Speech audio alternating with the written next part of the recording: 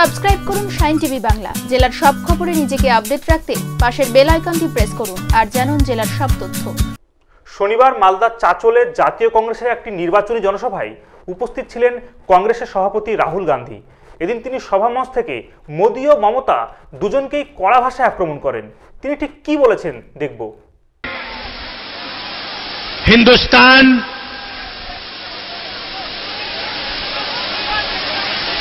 का चुनाव है, दो विचारधाराओं की लड़ाई है। एक तरफ कांग्रेस पार्टी, दूसरी तरफ बीजेपी, आरएसएस, नरेंद्र मोदी। हम देश को जोड़ने का काम करते हैं, सब धर्मों को, सब लोगों को एक साथ लाते हैं, प्यार भाईचारे की बात करते हैं।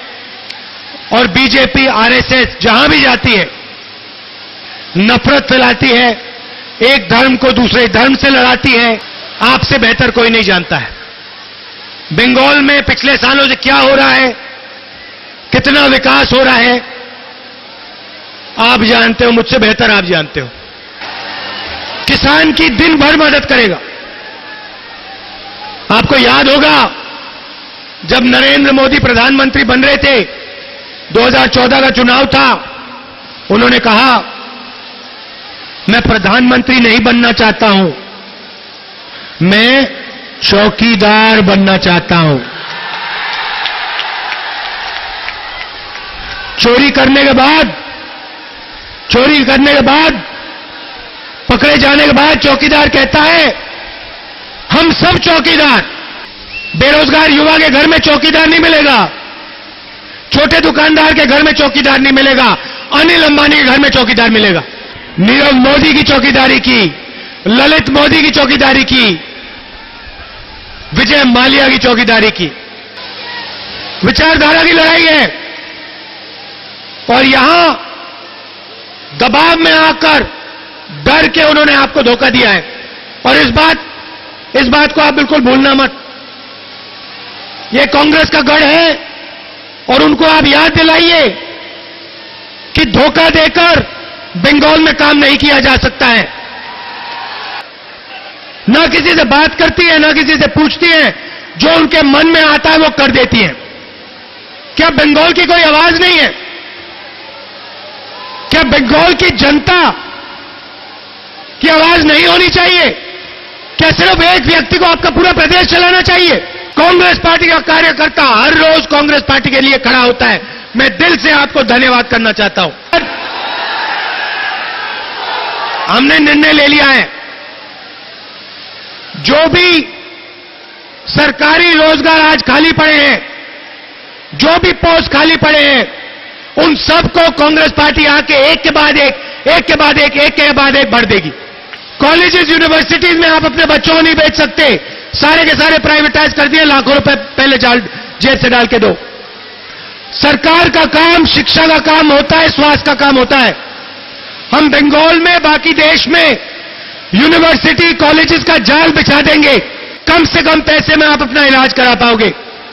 स्कूल में, कॉलेज में आपके बच्चों को भेजना होगा, इंजीनियर बनाने के लिए, डॉक्टर बनाने के लिए, लॉयर बनाने के लिए भेजना होगा।